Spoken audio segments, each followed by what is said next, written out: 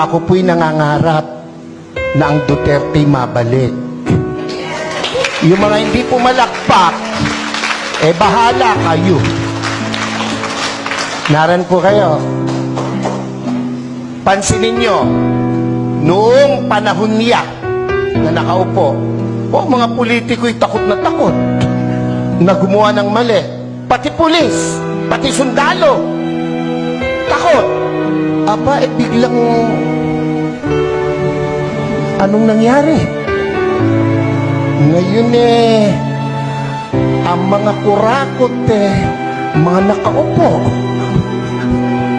Naran po kayo? Ako, tayo may hindi pinanganak kahapon. Alam natin yan. Bakit ang isang obispo ay sumusuporta sa ganito? Aba, hindi masamang mangarap ng pag-unlad ng pagkakaisa sa bansa natin. Kung hindi tayo magsasalita at kikilos, kung hindi tayo magpapakita ng puwersa, ng lakas, sino ang gagawa nito?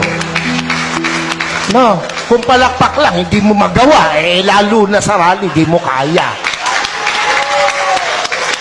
Yung makasigaw ng Amen! Oy, iyan yung matatapang. Dapat, ito ang tandaan nyo, ang buhay natin, minsan lang.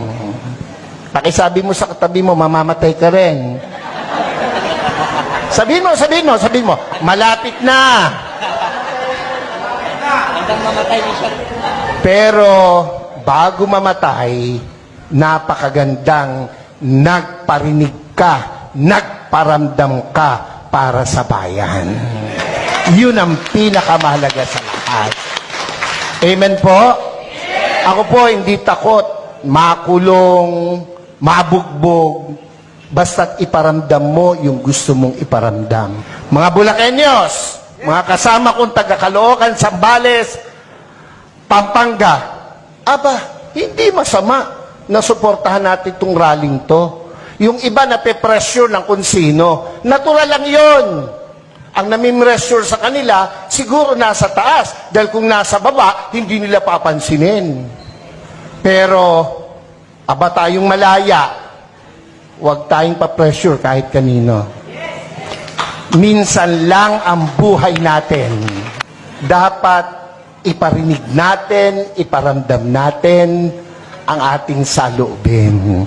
We are not against the government. Never! And never will. Lalo po ako. Nakapula nga ako Naran ba kayo? Pero, kailangan nilang makita, kanilang dapat marinig, ang dapat makita at marinig. Gera? Handa ba ang Pilipinas sa gera? Ha? Kurutan man talo tayo sa kurutan.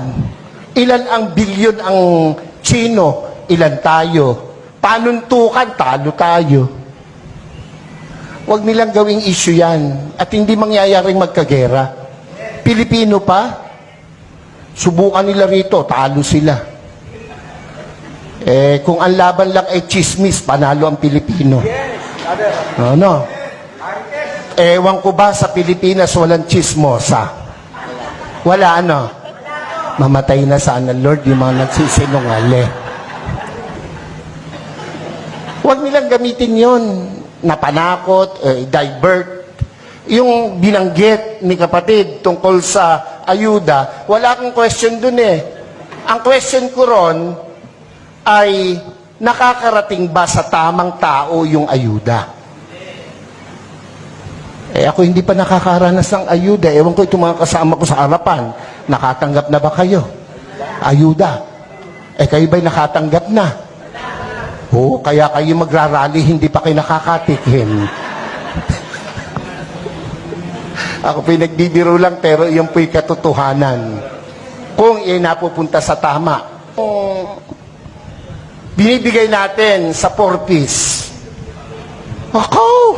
Yang dole, yung mga tupad na nagwawalis at nagdadamo.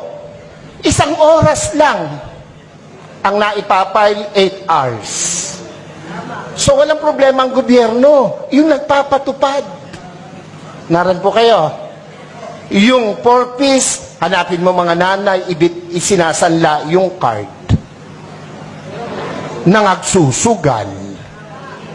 Hindi ako against dyan, pero dapat tama ang binibigyan. Naran po kayo? Oo.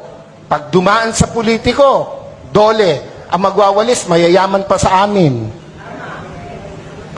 Pero naka-uniform, nasa lilim, nagkikwentuhan. Ang pinagkikwentuhan, ganito lagi. Alam mo ba? Yun mga introduction ng mga chismoso. Alam mo ba? Alam niyo ba? O tango naman.